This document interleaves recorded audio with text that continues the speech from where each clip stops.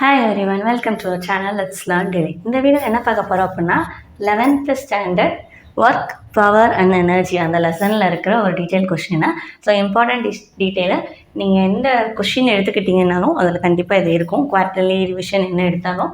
So என்ன question அப்படின்னா elastic collision in one dimension. First collision அப்படின்னா என்னென்னு தெரியணும். ஸோ கொலிஷன்னா ரெண்டு ஆப்ஜெக்ட்ஸ் மோதுறது. ஸோ அப்படி மோதும்போது 2 டைப்ஸ் இருக்குது. அதோட எனர்ஜியை டிபெண்ட் பண்ணி ஒன்று எலாஸ்டிக் கொலிஷன், இன்னொன்று இன்எலாஸ்டிக் கொலிஷன். எலாஸ்டிக் கொலிஷன் அப்படின்னா பிஃபோர் அண்ட் ஆஃப்டர், அதாவது மோதுறதுக்கு முன்னாடியும் அது ரெண்டும் இடித்ததுக்கு அப்புறமும் இருக்கிற அந்த கைனடிக் எனர்ஜியோட வேல்யூ சேமாக இருக்கணும். அப்படி இருந்துச்சு அப்படின்னா அது எலாஸ்டிக் கொலிஷன். அப்படி இல்லாமல் கொஞ்சம் குறைஞ்சிருக்கு இல்லை கொஞ்சம் கூடியிருக்கு அப்படின்றத பொறுத்து மாறதை வச்சு அதை இன்எலாஸ்டிக் கொலிஷன் அப்படின்னு சொல்லி சொல்கிறாங்க. ஸோ அப்படி எலாஸ்டிக் கொலிஷனை இருக்கிறத ஒன் டைமென்ஷனில் எப்படி சொல்லுவோம், அதோடைய ஃபைனல் வெலாசிட்டி எப்படி இருக்கும், ஒரு ஆப்ஜெக்ட் ரெஸ்ட்டில் இருக்குது இன்னொரு ஆப்ஜெக்ட் மூவ்மெண்ட்டில் இருக்குன்னா அப்போ வெலாசிட்டி எப்படி சேஞ்ச் ஆகும், அப்போ ஆப்ஜெக்ட்ஸோட பொசிஷனை வச்சு அதோட வெலாசிட்டியில் என்னென்ன சேஞ்சஸ்லாம் இருக்கும் அப்படின்றத ஒன் டைமென்ஷன் வச்சு எக்ஸ்பிளைன் பண்ண போகிறாங்க. ஸோ ஒன் டைமென்ஷன்னா உங்களுக்கு ஆல்ரெடி தெரியும், ஒன்று எக்ஸ் மட்டும் இருக்கும் இல்லை ஒய் மட்டும் இருக்கும். ஸோ எக்ஸ் ஆக்சிஸில் 2 ஆப்ஜெக்ட்ஸ் இருக்குது, அதோடைய மாஸ் m1 m2. ஸோ இதெல்லாம் கன்சிடரேஷன் பார்ட்டில் consider the masses m1 and m2. அதோடைய வெலாசிட்டி எடுத்து என்ன எழுதணும், பிஃபோர் கொலிஷன், அதாவது கொலிஷனுக்கு முன்னாடி ஒரு வெலாசிட்டி இருந்துச்சு, கொலிஷனுக்கு அப்புறம் ஒரு வெலாசிட்டி இருந்துச்சுன்னு மாற்றணும். அப்போ before collision the velocity of m1 is u1 and m2 is u2 அப்படின்றத மட்டும் எழுதிக்கோங்க. அப்போது m1 velocity u1, m2 velocity u2. அப்போ இது கொலைட் ஆகணும்னா ஏதாவது ஒரு ஆப்ஜெக்டோடைய வெலாசிட்டி அதிகமாக இருக்கணும். ஸோ அது எதுக்குன்னா u1க்கு அதிகமாக இருக்குது, பின்னாடி வர ஆப்ஜெக்ட்டுக்கு வெலாசிட்டி அதிகமாக இருக்குது. ஸோ இப்போ இது ஃபாஸ்ட்டாக என்ன பண்ணிடும், இதில் இடிச்சிடும். ஸோ இடித்ததுக்கப்புறம் அதோட கொலிஷனுக்கு அப்புறம் என்ன ஆகுது, அதோடைய வெலாசிட்டி சேஞ்ச் ஆகுது. அங்கே வெலாசிட்டி சேஞ்ச் ஆகிற வெலாசிட்டி v1 அண்ட் v2, m1க்கு v1 m2க்கு v2. அப்போ இனிஷியல் வெலாசிட்டி வந்து u1 and u2, final velocity v1 and v2ன்றது மென்ஷன் பண்ணிடுங்க. மென்ஷன் பண்ணதுக்கப்புறம் என்ன பண்ணணும் அப்படின்னா அதோடைய லீனியர் மொமெண்டமில் சேஞ்சஸ் இருக்கும். ஸோ அதை வச்சு தான் நம்ம கொண்டு வர போகிறோம். So what is linear momentum, it is the அதோடைய மேக்னிடியூட் எதுக்கு equal, product of mass and velocity. Lower கிளாஸஸ்லேயே படிச்சிருப்பீங்க.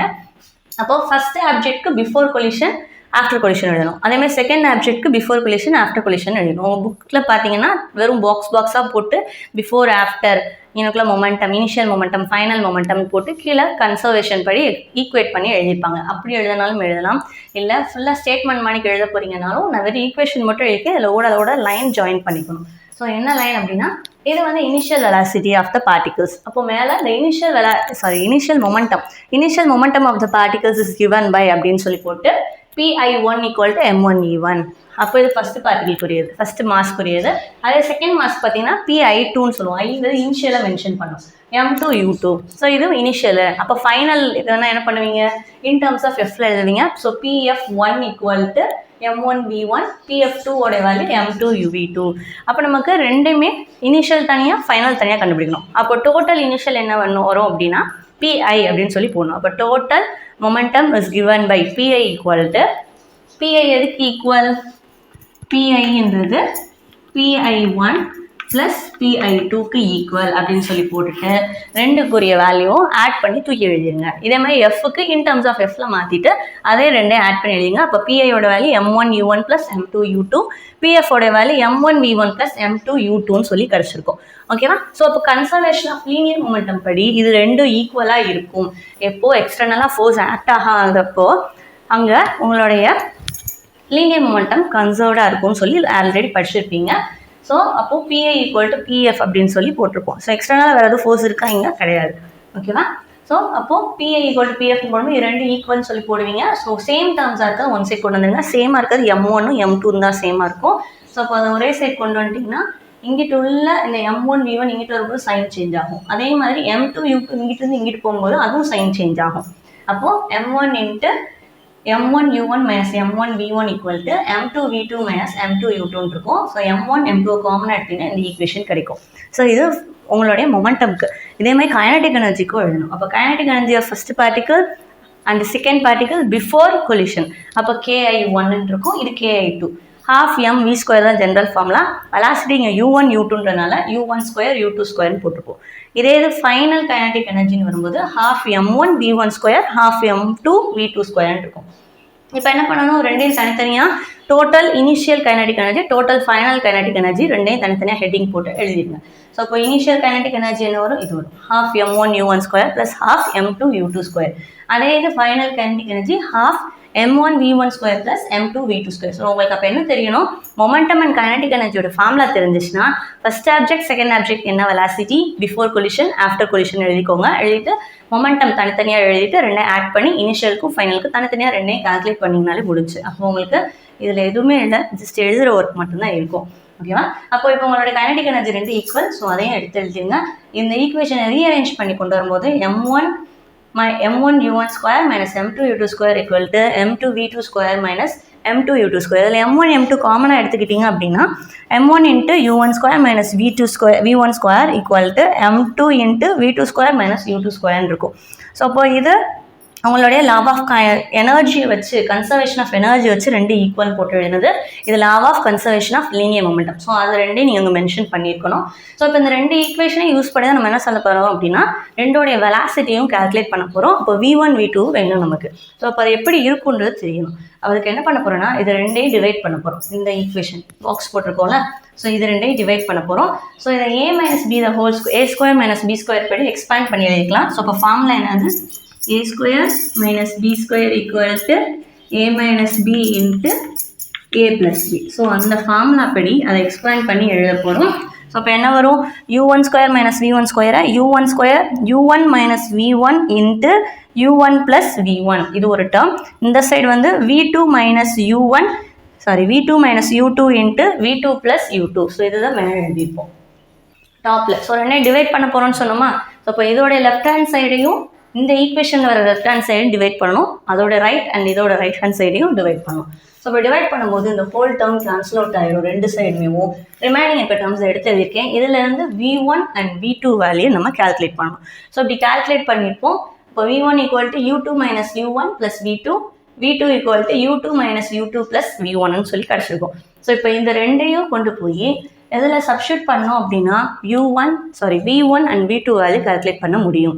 ஸோ அதை எப்படி கால்குலேட் பண்ணதுன்னு எடுத்து பார்ப்போம். So already v1 and v2 value நம்ம எடுத்திருக்கோம், கண்டுபிடிச்சாச்சு. ஸோ அந்த v1 அண்ட் v2 வேல்யூவை law of conservation of linear momentum படி கடைசி நம்மளோட ஈக்குவேஷன் என்னது m1 into u1 minus v1 equal to m2 into v2 minus u2. அந்த ஈக்குவேஷனில் ஒன்று v1 இல்லைன்னா v2 எதுக்கு பதிலாக சப்ஸ்டியூட் பண்ணலாம். உங்கள் புக்கில் பார்த்தீங்க அப்படின்னா v2க்கு பதிலாக சப்ஸ்டியூட் பண்ணி எழுதியிருப்பாங்க. ஸோ அதே தான் செஞ்சுருக்கேன். நீங்கள் இதே மாதிரி v1க்கும் போட்டு சப்ஸ்டியூட் பண்ணி ஆன்சர் கொண்டு வரணும்னா கொண்டு வந்துக்கலாம். ஸோ அப்போது v2க்கு பதிலாக நான் சப்ஸ்டியூட் பண்ணால் என்ன போடணும், v1 minus u2 plus u1. So இந்த ஈக்குவேஷனை இந்த இடத்துல சப்ஸ்டியூட் பண்ணணும். சப்ஸ்டியூட் பண்ணி எழுதுனீங்கன்னா இது கிடைக்கும். ஸோ இதில் இங்கே 2u2 இருக்குது, மைனஸ் u2 அப்போ என்ன வரும், ரெண்டையும் ஆட் பண்ணிட்டு மைனஸ் சைன் பண்ணணும். So minus 2u2. ஸோ அதான் இங்கே போட்டிருப்போம்.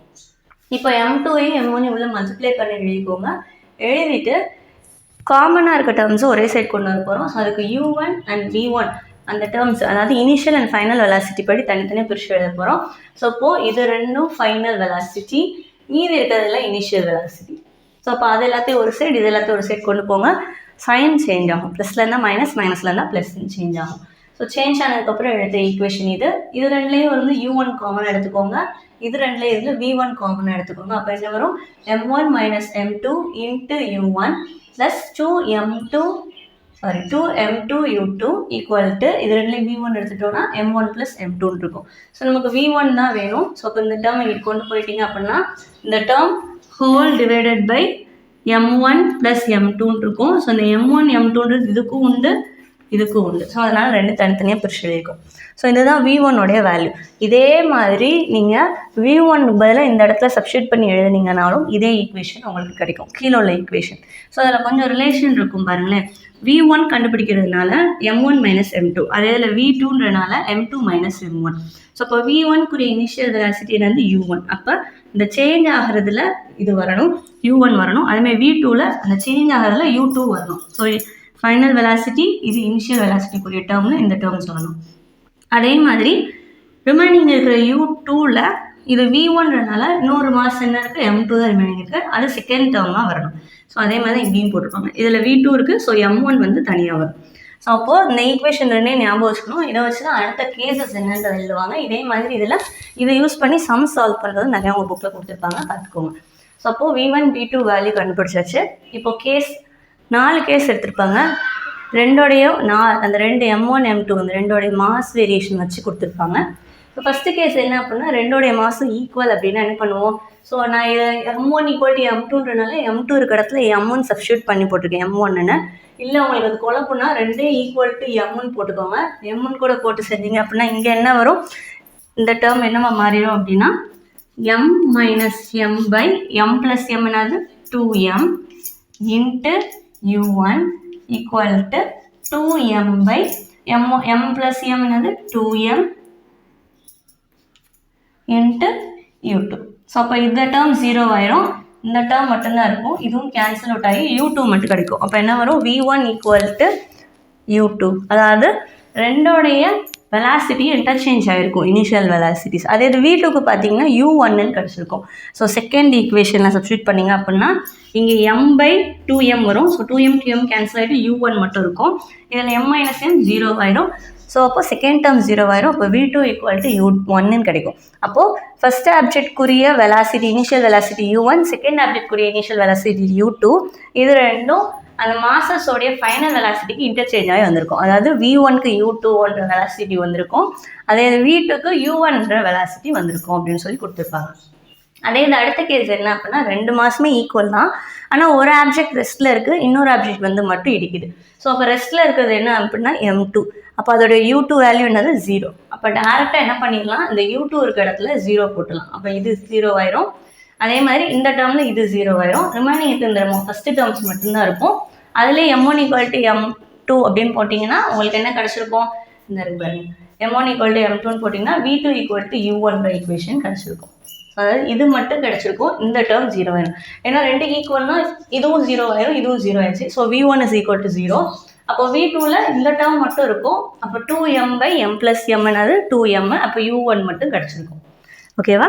அப்போ ரெண்டு ஆப்ஜெக்டும் ஈக்குவல் மாஸ் ஈக்குவலாக இருந்து ஒன்று ரெஸ்ட்டில் இருந்துச்சு அப்படின்னா செகண்ட் ஆப்ஜெக்ட் ஒருவேளை ஸ்டார்டிங்கில் ரெஸ்ட்டில் இருக்குன்னா கொலிஷன் நடந்ததுக்கப்புறம் ஃபர்ஸ்ட் ஆப்ஜெக்ட் என்ன ஆயிரும்? ரெஸ்ட்டுக்கு வந்துடும். ஸோ அதான் V1 = 0. அப்போ ஃபைனல் வெலாசிட்டி ஆஃப் U1 0-ஆக மாறிடுச்சு. V2க்கு U1உடைய வெலாசிட்டி இன்டர்சேஞ்ச் ஆயிடுச்சு. இது ரெண்டு கேஸும் ஒரே மாதிரி தான், இன்டர்சேஞ்சிங் தான். நெக்ஸ்ட் கேஸ் 3 என்ன அப்படின்னா M1 M2-ஓட ரொம்ப லைட்டர் பார்ட்டிக்கலாக இருக்குது. அப்போ M2ன்றது என்னது? மாஸ் அதிகமாக இருக்கிறது அப்படின்னு ஞாபகம் வச்சுக்கோங்க. அப்போ அதை ரீஅரேஞ்ச் M2 இங்கிட்டு கொண்டு வந்தால் என்ன வரும்? M1/M2 is less than 1ன்னு வரும். அப்போ இது அப்ராக்சிமேட்டாக எதுக்கு ஈக்குவல்? 0க்கு ஈக்குவல். ஓகேவா? ஸோ அதுவும் இல்லாமல் U2 அதாவது 0ன்னு கொடுத்துருக்காங்க. U2 என்னது? Initial velocity of mass 2. அப்போது செகண்ட் மாஸ் ரெஸ்ட்டில் இருக்குது, ஃபஸ்ட்டு மாஸ் மூவ் ஆகிட்டு வருது. பட் ஃபஸ்ட்டு மாஸோடைய வெயிட் மாஸ் என்ன இருக்குது? M2 விட கம்மியாக இருக்குது. ஓகேவா? ஸோ அப்போது வேல்யூ சப்ஸ்டியூட் பண்ணுறதுக்கு முன்னாடி என்ன பண்ணியிருப்போம் அப்படின்னா இங்கே பாருங்களேன். ஸோ இந்த டேர்மில் இருந்து M2-வை காமன் எடுத்துப்போம். அப்போ இங்கே M2ன்ற டேர்ம் இல்லை. அப்போ என்ன பண்ணுவோம்? Multiply and divide by M2 அப்படின்னு போட்டுட்டு இதில் M2 எடுத்துட்டிங்கன்னா என்ன வருங்க? M1/M2 -1ன்னு இருக்கும். அதுமாதிரி கீழே உள்ளதுலேயே M1/M2 +1ன்னு இருக்கும். ஸோ அதுதான். ஸோ அந்த டேர்ம்ஸ்லேருந்து M1 காமனாக எடுக்கிறோம், M2-வை காமனாக எடுக்கிறோம். ஸோ ஒருவேளை ஞாபகம் இல்லை அப்படின்னா இப்படி வச்சுக்கோங்க. இங்கே ஆக்சுவலி என்ன இருக்குது?